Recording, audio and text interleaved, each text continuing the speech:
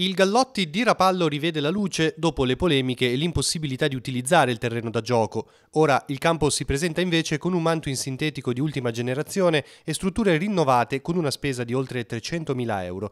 È il secondo campo di calcio di Rapallo e alleggerirà lo stadio Macera. Questo campo non sarà utilizzato solamente da chi fa calcio, ma abbiamo anche una società di atletica leggera che si allena da sempre su questo campo, anche se prima non era di questo livello. Un campo dove verrà utilizzato praticamente da tutte le società di Rapallo, ha un limite di utilizzo per quanto riguarda la terza categoria e tutto il settore giovanile, però è sicuramente una valvola di sfogo per le società che si allenano, quindi dà la possibilità a tutte le società di svolgere allenamenti in un campo sicuramente idoneo e quindi è utilizzato sicuramente dal settore giovanile e tutte le squadre che ne avranno bisogno per allenarsi in modo regolare. All'inaugurazione c'erano gli allievi delle scuole di calcio cittadine. I piccoli calciatori hanno salutato la realizzazione di un'opera che il mondo dello sport locale attendeva da tempo.